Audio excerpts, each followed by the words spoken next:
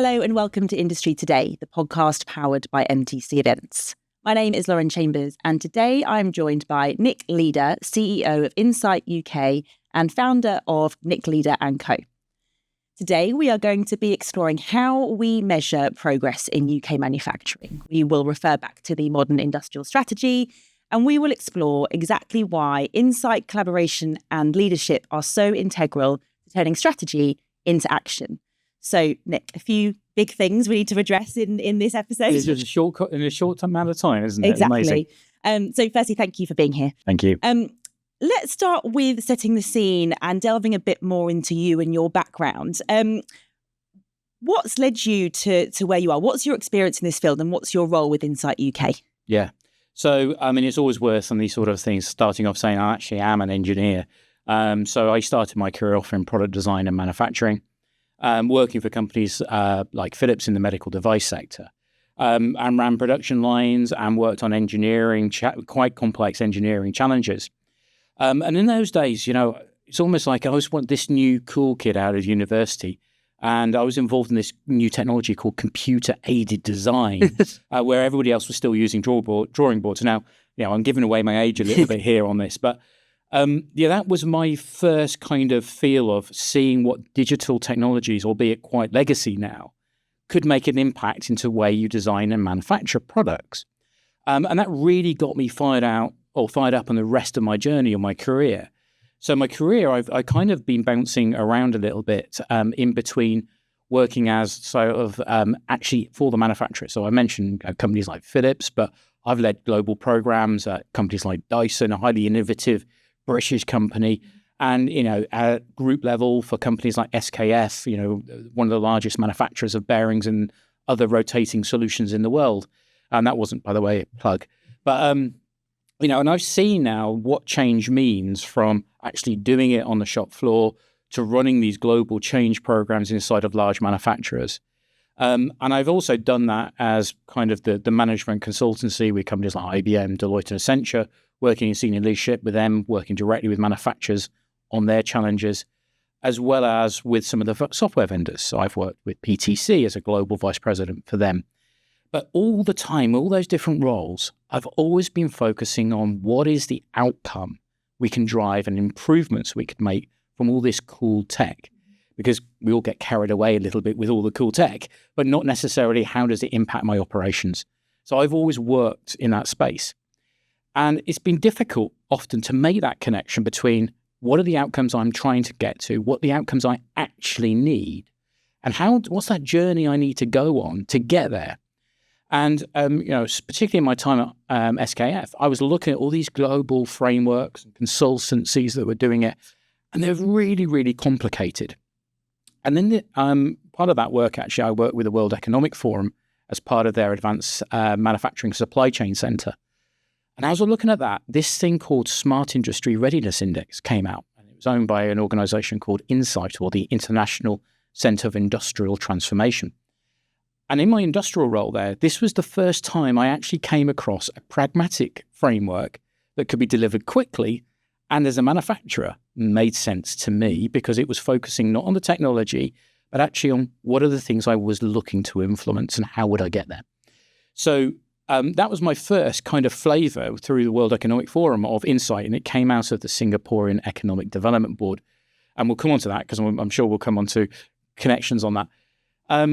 But that was my first involvement. And then obviously I retained some of those relationships when I left my last role and started my own business called Nick Leeder & Co. And that's now led me to this point in time where we're going, right now in the UK, we have a really important juncture in terms of our industrial strategy. And we need some framework that really helps guide manufacturers, regional authorities and government on where to make those changes. So I've taken up the role and taken up the challenge and become the CEO of INCIT UK. Amazing. You obviously referenced the modern industrial strategy, and we've spoken about it on the podcast in the past. But I know from talking to you that your view is ultimately it's fairly fragmented, right? What do you think is missing from the picture? So, let's start with the modern industrial strategy and the different industry verticals it's trying to influence, particularly if you look at manufacture, the advanced manufacturing, defense, for example, and in energy. those sort of industries, it's really got a grand ambition and an ambition we need and a focus on improving productivity within the sector. And to me, that's really, really important. But what we've done is we've approached it like we have done historical change, industrial change programs. And we said, okay, well, look, here's some good ideas. Like each region, kind of go and do your own thing, but going towards it. And it's like saying like the industrial strategy is like building a train line between London and Edinburgh. I'm trying to avoid the HS2 debacle there. But let's build a train line between London and Edinburgh where the end goal is, if you follow that train line, will improve productivity. But every section, every county that train line goes through, each of those counties are responsible for defining the gauge of the rails, how many train stops you're going to have or stations you're going to have. You know, what do the staff use? What are you going to be charged? And it's all fragmented. Yeah. So we've got a goal to go from A to B really, really quickly. But we don't actually have a way of measuring how to get to A to B, where the right interventions need to be. And so that coherence of that overall strategy to me is missing. So we've got a grand ambition. We have a lot of very well and focused initiatives along that train line. What we haven't done is connected that train line together with a single gauge. Actually understood there needs to be 5 stops in there if you want to hit the time train. You know, the time the train needs to run between A and B. And that's, to me, the fragmentation of it. A lot of great initiatives, but no real focus on actually getting from A to B as fast as possible. And that's where a unified framework for measurement comes in. Absolutely. So if we don't measure the same thing in the same way, then we're going to get different results. So let me great example.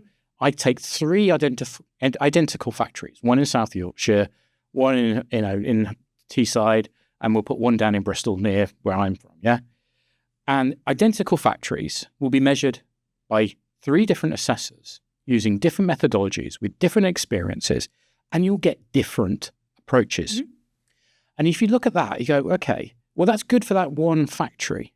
You know, maybe that is the right thing for that factory, but there's 3 identical factories running identical processes with identical staff. How can you get 3 answers?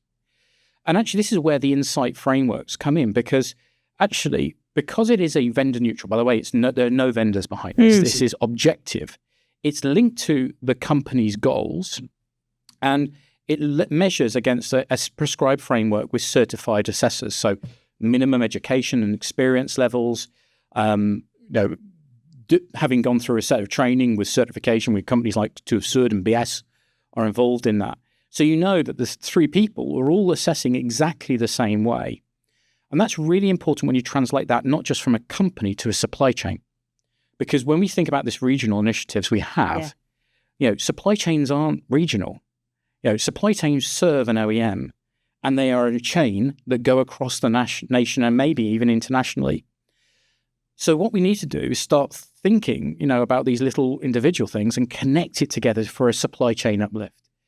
And we need a way of consistently measuring that to achieve it. And if we don't have that consistent measurement, how do we know the strategy is actually working? Because, I think the ONS kind of commented on that on the latest update of the manufacturing, the modern industrial strategy. Sorry. So we need a consistent way to say this factory here, this factory here, this factory here. We've measured them in the same way. And actually, they've all got the same challenges. They're all going for the same goal, they've got the same challenges. Now we can look at that at a national level and say, right, if we can collate that together, how do we approach this not by region, but as a national intervention? And how do these things then connect to policy?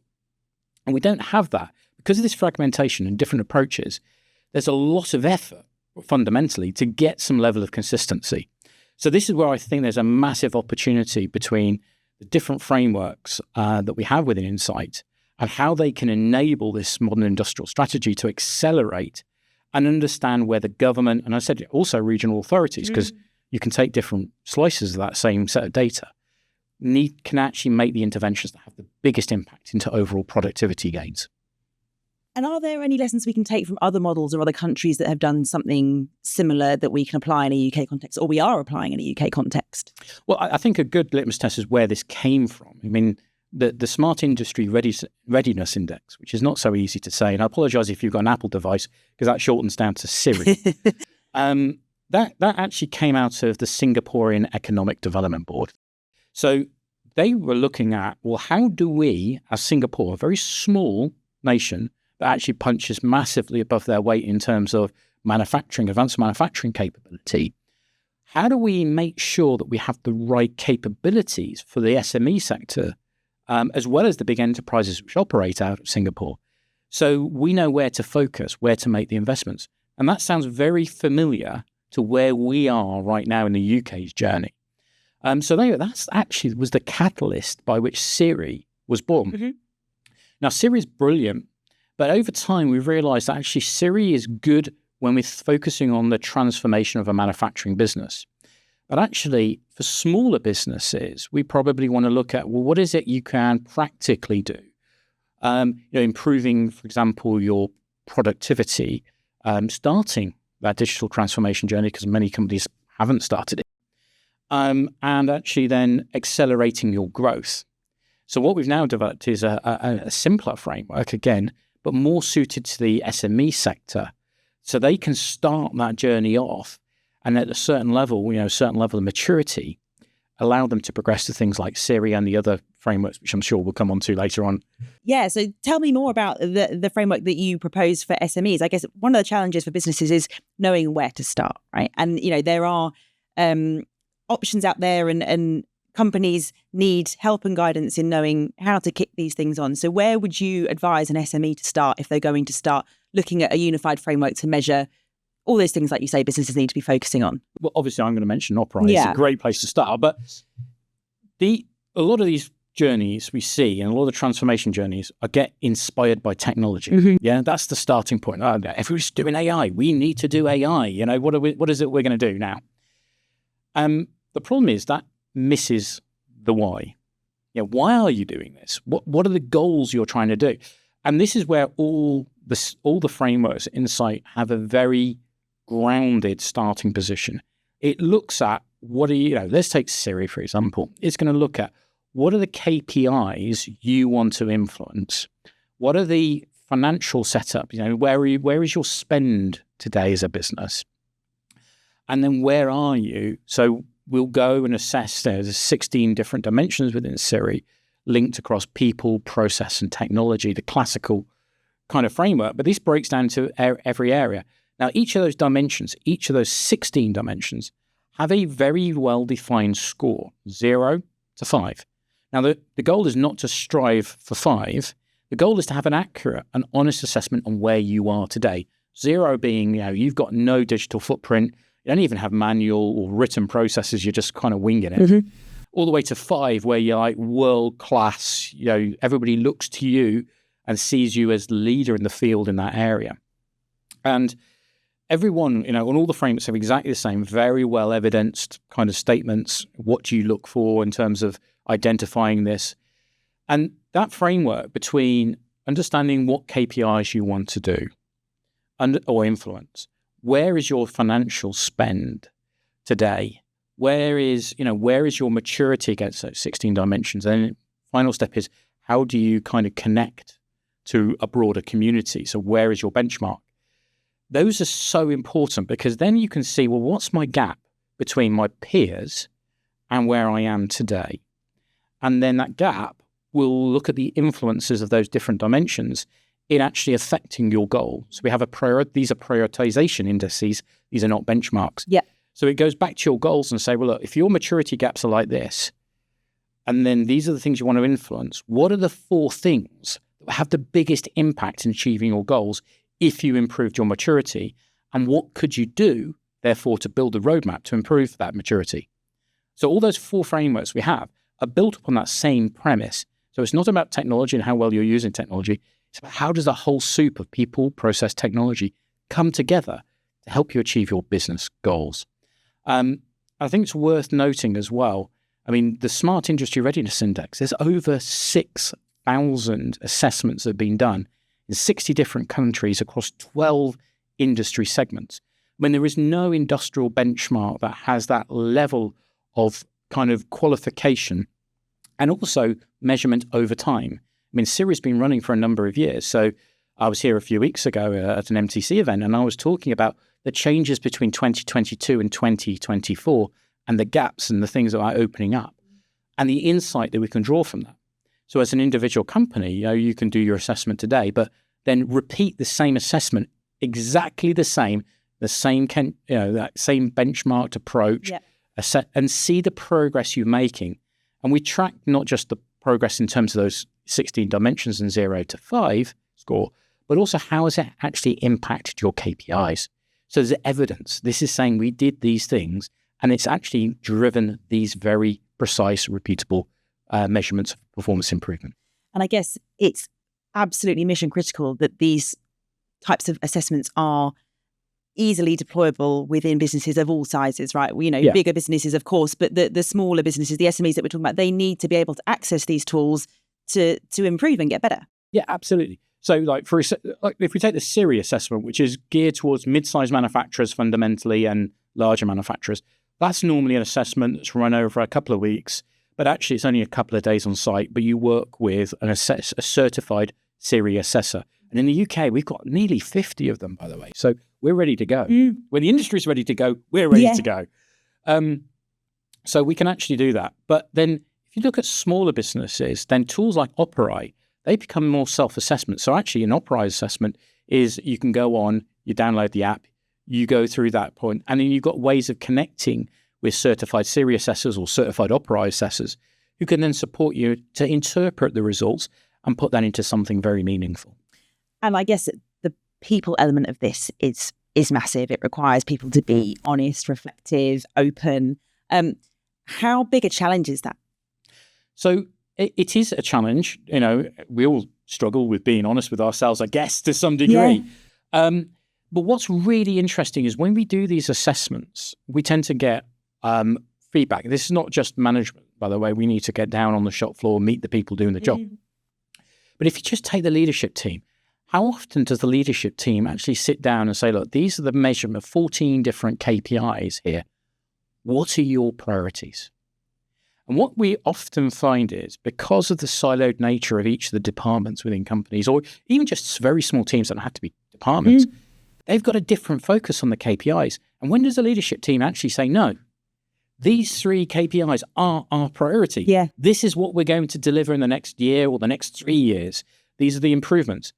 Asking where the spend is. One of the things we always do is that we break down the spend of the business against a set of categories, and we do it a percentage. We don't have to look at the absolute numbers, but we need the percentage splits. But the difference of perception of where this company's spend really is phenomenal. So what you're doing, this SIRI assessment, is actually not just doing the assessment, you're bringing an alignment to your leadership team on a transformation journey and the priorities and what you're trying to get from it. And I think that's quite unique. And it's done in a pragmatic way. I said, typically a couple of days, you need an assessor on site. Yeah. And then if a pre-meeting and a follow-up meeting, you're done. It's pragmatic. Yeah. I've worked with a lot of consultancies that charge a lot of money over those sort of things and take a lot more time. And I guess that might be, for anyone listening or watching, they might have similar experiences. So instantly they're like, how do we find the time to do this? How do we, the cost involved in doing this, it's understanding that isn't what this is. It's much more accessible for people to. It's accessible. There is a time commitment. And we can't get away with not actually engaging. Yeah. Because you don't get the insight. No. But it's an investment of time. Yeah. The real effort is actually kind of doing the bit of the background work of actually getting that spend criteria together. The prep, the information.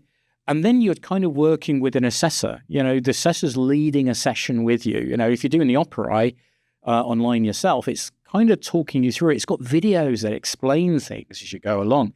So it's really guidance on it.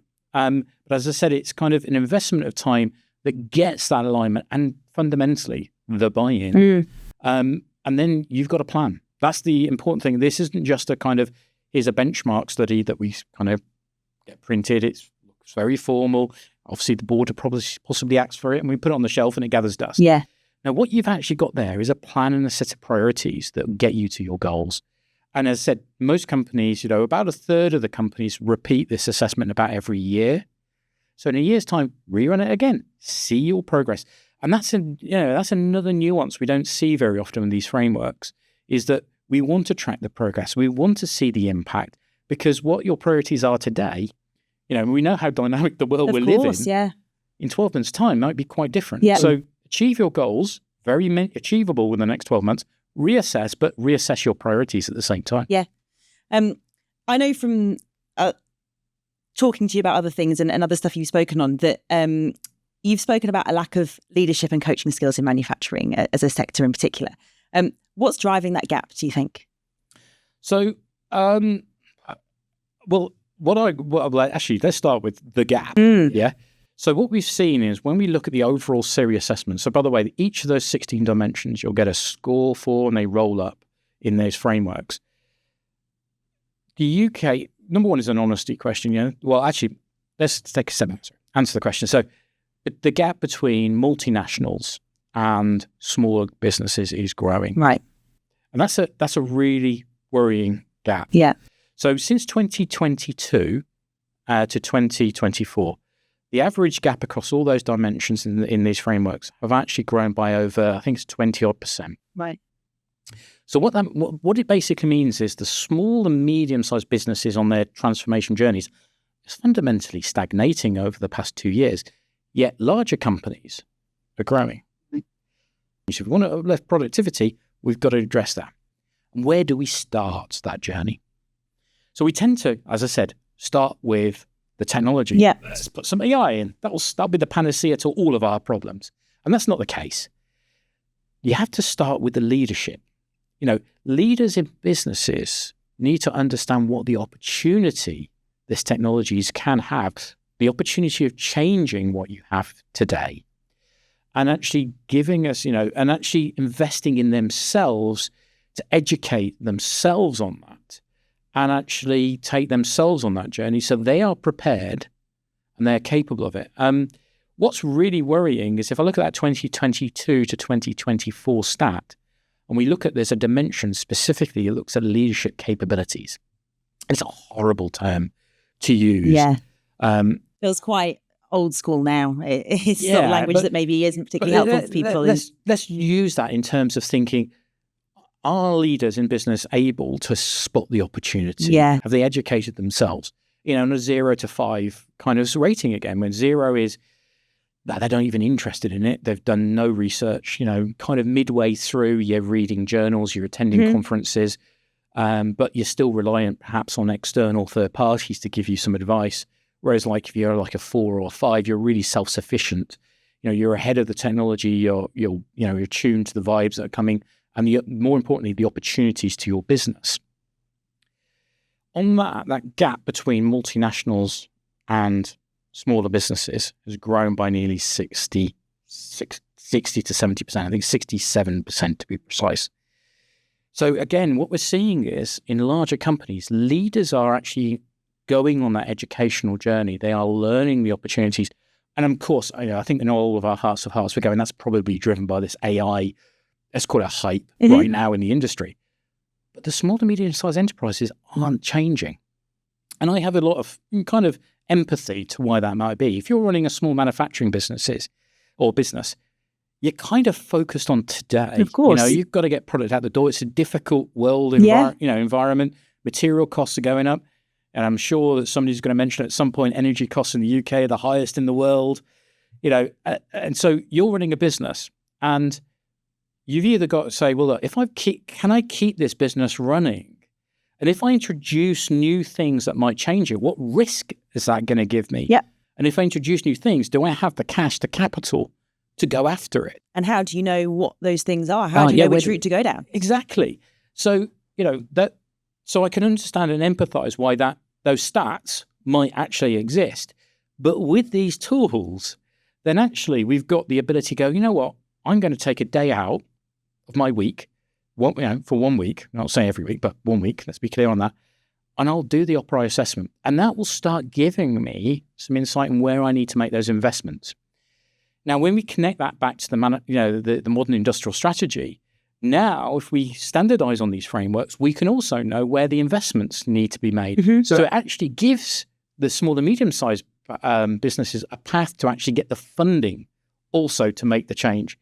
And if we reassess a year later, we can see the impact it can have. And therefore, not only does the company benefit as a national strategy, we can actually see the impact this public money is actually having on improving the productivity of the manufacturing sector. So you're able to connect those smaller businesses to national policy, which do you potentially feels quite disconnected right now. Would you say, is that fair? Yeah, well, of course, because the national policy is up here somewhere. Yeah. It's got grand ambitions. It's got metrics which don't mean anything to the person on the ground running a manufacturing business. And actually, what they care about are things like I mentioned earlier on productivity and growth and margin, but actually just surviving the day-to-day, a day-to-day world. So, we have to create that connectivity between these great ideas, and they are fantastic. I mean, I'm 110% behind it, but to the reality on the ground. And these frameworks really strengthen that connection up. You touched on it earlier about the shop floor versus the boardroom. And how does a business create a safe space for innovation across the business that makes people feel empowered and, encouraged and excited by throwing some ideas out and building that innovation within the business? So there's a couple of things. I think let's start with the language we use. So if we take a shop floor, we have a language we run on, and there are things like OEE. And I'll pick on OEE. It's a classic one we always love picking on. And ultimately, it is a meaningless percentage. And if you go to a board meeting, I've never sat in a board meeting where we sit there and look at the OEE percentages. We're looking at what's our gross margin, what's the sales are looking at, those sort of KPIs. So what we actually have is a fundamental language and a KPI disconnect between the operational KPIs, which we run the shop floor to the board. So I think one of the important things we have to kind of help with here is connect the two. If I improve my OEE, perhaps I will do something around improving my availability through predictive maintenance, for example, and do some condition-based monitoring and those sort of things. I can connect that. Okay, that will improve availability. That will improve my OEE.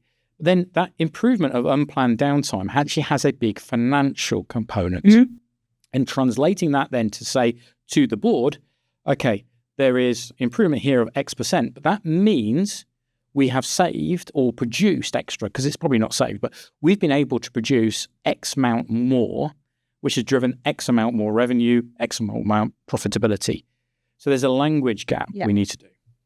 The other problem, I think, between that safe space and getting people enthused and advocates of change. I mean, by the way, change is a big problem.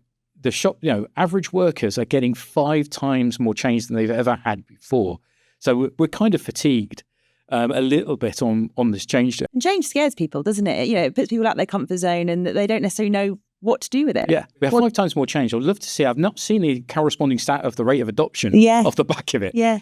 But it's making things actually very practical and small enough that they can feel the impact it's making on them. Mm-hmm. So I often talk about these manufacturing strategies that come out of top board, and in this, the new Industry 4 strategy here, we're going to connect all the machines and we're going to have all these IoT devices and edge this thing. And you've got a maintenance engineer running around fighting fires day in, day out. I mean, okay, great words from the board, but how does this affect the guy that the person, I shouldn't say the guy, but the person that's actually doing the work? How does it make their lives better? Yeah. And say, if we do this program, you'll get your weekends back. You won't be working on when we have only working when planned shutdowns. You'll get ahead of the game. You'll actually feel good about the job you're doing because you're not just fighting fires all the time. And that change is actually quite an emotional journey as well. And we kind of forget about this. And so we kind of create all these great plans. We need to kind of also translate that to some practical wins and impact the person doing the work on a day-to-day basis. So, Nick, you're joining us at National Manufacturing Summit later this month. And your sessions are focused around the perception of the modern industrial strategy. What are you expecting to uncover?